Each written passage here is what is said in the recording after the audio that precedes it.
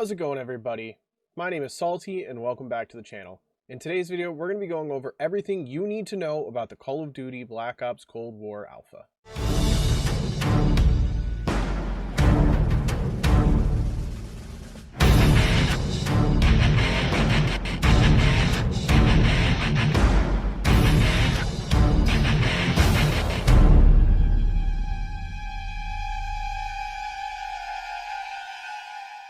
Let's first start off by talking about what you have access to, along with the game modes and the maps that will be available. Starting with the maps, we will have access to the 6v6 map Satellite, Miami, along with Moscow, and then the 12v12 maps Armada and Crossroads.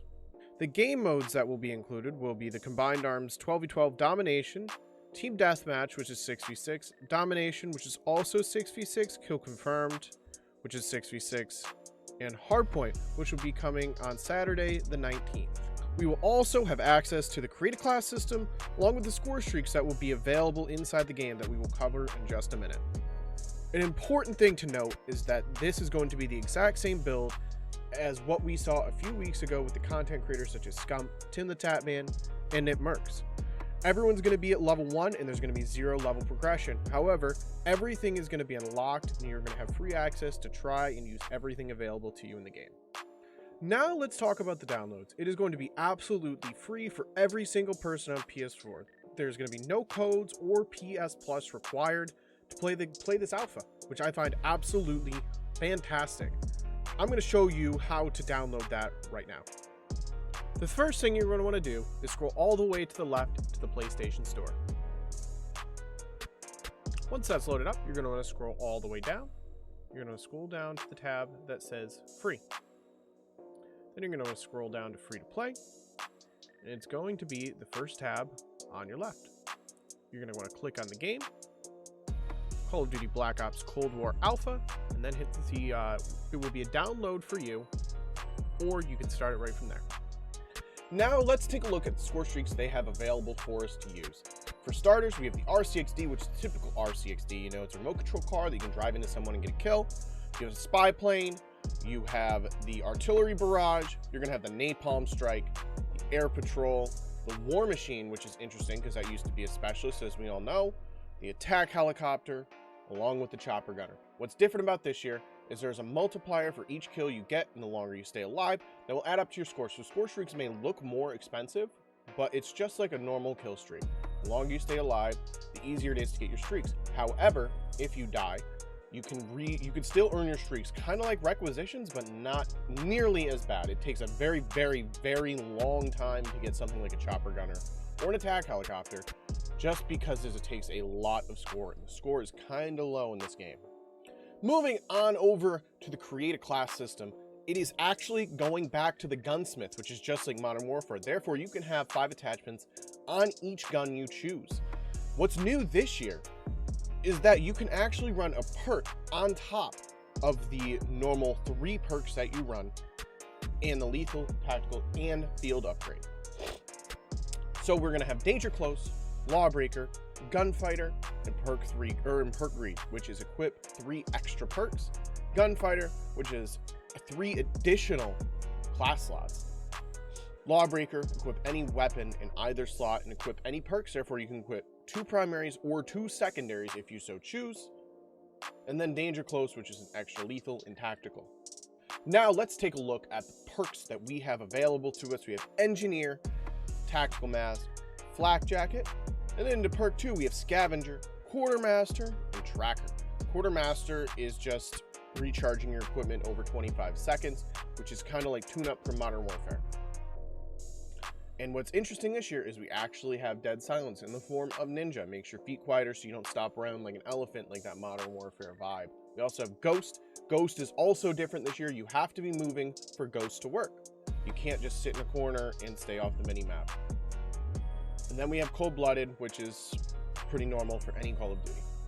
Now sliding into the tactical, lethal, and field upgrades, we only have 2. We have the Smoke Grenade and the Stun. Then we're going to have the Frag and the C4. And field upgrades, we're going to have a Field Mic, Jammer, SAM Turret, and Proximity Mine. So we're going to go over the field upgrades right now. Proximity mine is just like it is for Modern Warfare. It's like a little bouncing Betty type deal. You throw it on the ground, somebody runs over it, it blows up. The SAM turret launches missiles to destroy enemy score streaks. It takes 3 minutes and 45 seconds to charge. The jammer creates an electronic disruption field, disabling the enemy minimap, kind of like jammer from previous older Call of Duties. Takes 2 minutes and 30 seconds to charge up. And the field mic deploys a recording device that highlights enemy sounds on your minimap. Therefore, it just gives you an extra perk on the minimap. It recharges in 3 minutes and 15 seconds. Now let's get into the weapons that they have unlocked for us. All of the attachments are unlocked for the weapons, so I'll go over that in another video for you guys. But let's start with the assault rifles. We have the XM4, which is just like the normal M4, or even some people have been comparing to the Commando from Black Ops 1. We got the Krig, which looks a lot like a Galil. So that is another comparable weapon in the previous COD franchises. We're going to have the AK-47, a staple in the COD franchise, especially back in the older CODs. It's going to be a good weapon. We got the MP5, another staple. The Type 821 looks a lot like an Uzi. The AK-74U, which is by far my favorite one, I am excited to use. AK-74U was my baby in Black Ops 1, let me tell you. And it was even pretty good in Black Ops 3.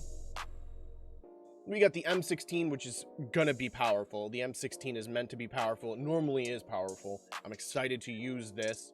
And then we have the Type 63, which is the semi-auto rifle in the game.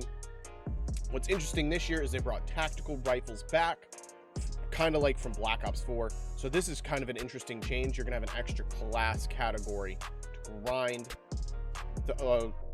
Other than marksman rifles this year, it's actually tacticals. Moving in to the light machine guns, we have two offered for us, and I am excited for this one.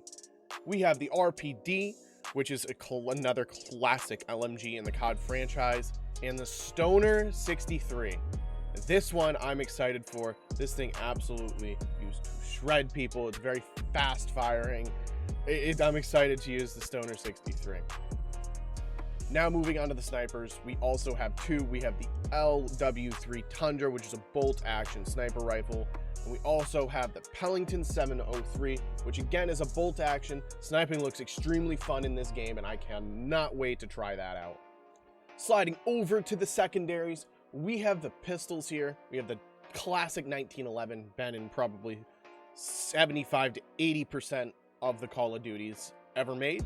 And then we have the Diameti. I'm assuming it's going to be a lot like the Renetti, the B23R, the RX, or the RK7, things of that nature. So just a typical burst rifle, probably going to be the better of the two choices. Then moving on to shotguns. Interesting. Shotguns in the secondary category. I know Treyarch loves to do this, which means the shotguns probably aren't going to be that overpowered like they were in Modern Warfare. But we have a Hauer, which is just a Hauer 77, which is a typical like one-shot pump shotgun. Then we have a Gallo SA-12, and it looks like a Spaz, but from what I've been watching, it looks a lot more like a Brecci as far as fire rate, but the fire, like, it doesn't hit as hard as what a Brecci would have. Then we also have access to one launcher. It's a lock-on launcher. It's called the Sigma 2, so therefore you can't just run around spamming RPGs like you could in Modern Warfare, just at least for this alpha. Well, that's everything you guys need to know about the Call of Duty Cold War Alpha. If you guys enjoyed this video, I would appreciate it if you could leave a like for me. Make sure you guys subscribe to the channel if you are new, and we'll catch you guys in the next one.